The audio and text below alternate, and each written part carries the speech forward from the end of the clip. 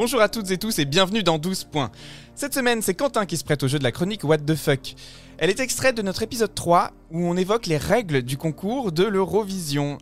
J'espère que celui-ci vous plaira, en tout cas ça a été un de mes préférés à préparer. À très vite. C'est l'instant. You. Elodie. Elodie. Elodie. L'instant. You. L'instant. You. C'est l'instant. You. Gossuin. C'est l'instant Elodie Gossuin. Alors aujourd'hui les amis, je vais vous parler d'une prestation véritablement what the fuck. Nous retournons encore une fois en 2014 à Copenhague. La meilleure année. Conchita Wurst a remporté le concours. 2014, voilà, c'est vraiment une édition millésimée de l'Eurovision. La scénographie, des tubes en veux-tu en voilà. Mais bon, comme dirait Forrest Gump, Maman disait toujours, l'Eurovision, c'est comme une boîte de chocolat. On ne sait jamais sur quoi on va tomber. eh bien là les amis, nous sommes tombés sur Cléo et Donatan. Vous ne pouvez pas les rater parce que Cléo, la chanteuse, elle bugle son propre prénom et celui de son acolyte Donatan, le compositeur, dès le début de la chanson.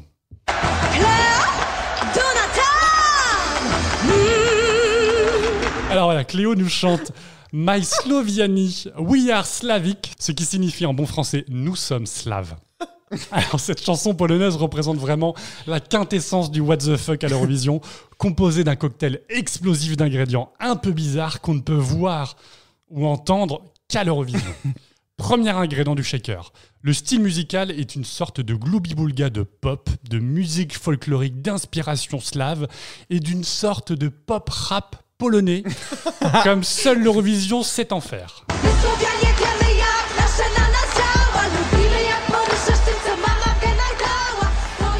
Alors, le message de la chanson, c'est « Nous sommes les Slaves ».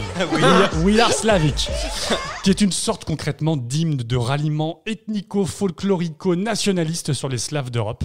Cette chanson met en avant, je cite, « la beauté des filles slaves qui savent utiliser leurs atouts charmes et qui sont fiers de leur forme pulpeuse, de leur sang slave, mais aussi des talents culinaires des filles slaves qui font de bons petits plats et notamment et très particulièrement de la crème et du beurre. » On n'est pas sérieux.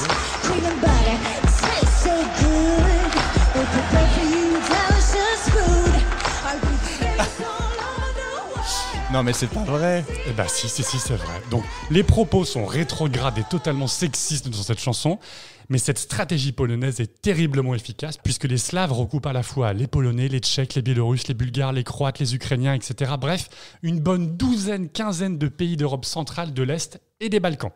Résultat des courses, la Pologne termine 5e du télévote. Oh la vache. Ah quand même. Eh oui, notamment en raflant de nombreux points des pays slaves. Surprise. Mais pas que. Car les Polonais ont un ingrédient secret, c'est le troisième ingrédient. Troisième ingrédient, donc les costumes et la mise en scène. Donc Clio, excusez-moi, notre chanteuse, je mets vraiment des énormes guillemets. Il faut bien avouer, bon, ça chante pas très juste tout au long de la chanson. C'est même particulièrement mauvais, voire strident, voire pénible pour les oreilles. Estremousse avec une sorte de mini-jupe bouffante bariolée de motifs folkloriques polonais qui permet de faire des tops à la culotte. Détectable par un œil averti, notre chanteuse est entourée de 3 danseuses, pour le coup 100% folklore, avec de longues robes et des tresses et des cheveux, un peu comme des bigouden tripiaques à la sauce slave polonaise. Le tout dans un décorum rouge et blanc, les couleurs de la Pologne forcément, avec des motifs folkloriques omniprésents. Voilà, ça déjà, ça vous plante le décor. Mais le cœur de la prestation, il n'est pas là. S'il te plaît. C'est le 4e ingrédient. Et celui-là, je pense que c'est vraiment l'ingrédient phare du succès, c'est... Du cul. Et plus particulièrement des boobs. Oui, des boobs, des seins, des nichons, bref, vous l'appelez comme vous voulez. Vous ne pouvez pas passer à côté, ils sont partout pendant 3 minutes. J'avoue. Il y en a vraiment partout. Tout d'abord, il suffit de regarder la prestation en direct. Je vous invite à la regarder. Vous allez voir des écrans géants derrière les chanteuses. Enfin, la chanteuse, d'énormes guillemets derrière la chanteuse. Et vous allez voir des poitrines. Vraiment des poitrines énormes, gigantesques, en 4x3. Vous ne pouvez pas les louper. C'est vraiment gigantesque. Mais surtout, c'est pas là où elles sont mises en avant, ces poitrines, ces boobs, ces nichons. Non. C'est qu'il y a 2 nouvelles danseuses effeuilleuses, en fait. C'est vraiment, concrètement, c'est des effeuilleuses. Elles apparaissent à l'écran et là, il faut bien avouer que la délégation polonaise s'est lâchée car elles n'y vont vraiment pas de main morte, nos 2 comparses. Elles font péter le bustier, laissant apparaître en gros plan des poitrines bien charpentées pour aguicher le télévotant libidineux. C'est ouf. Tout d'abord, il y a une première effeuilleuse qui va remplir innocemment son petit seau d'eau sur le bord de la Seine.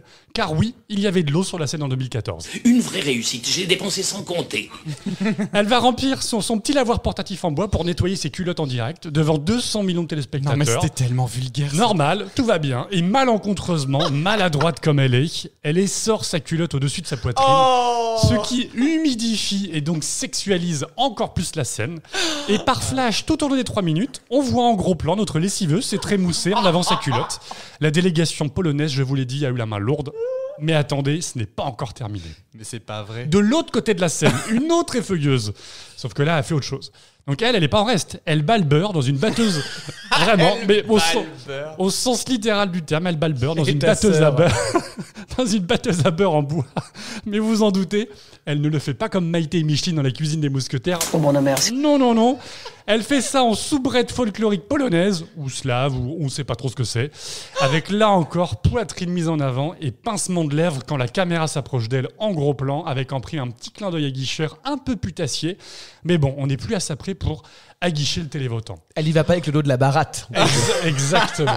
Donc, vous l'avez compris, cette prestation avec ses 4 ingrédients, notamment avec le 4e ingrédient qui est le plus important, en tout cas pour le télévote polonais, c'est ça qui fait une prestation what the fuck à l'Eurovision. Et en même temps, on adore détester, mais c'est ça vraiment qui scelle à l'Eurovision. Donc, Du beurre de micelle, du coup. absolument.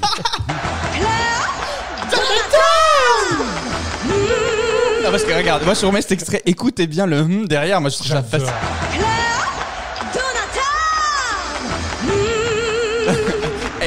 Tu sens qu'elle va partir loin. Juste après, elle fait... C'était... Et d'ailleurs, ils l'ont repris, Mans et Petra, dans leur parodie Love, Love, Peace, Peace. Tout à fait, en 2006. elle lèche le dos de la baratte, d'ailleurs. Elle est allée un peu plus loin. Gros hommage.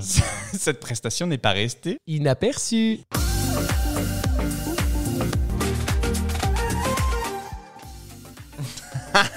Non mais c'est vrai qu'à la réécouter, c'est quand même assez dingue cette histoire. 12 points de l'été, c'est les chroniques qui reviennent les mardis et les vendredis. Pour la What the Fuck, c'est tous les vendredis. On espère vous retrouver nombreux la semaine prochaine. En attendant, je vous fais des bisous et mettez-nous des étoiles sur vos applis de podcast. Merci, à bientôt.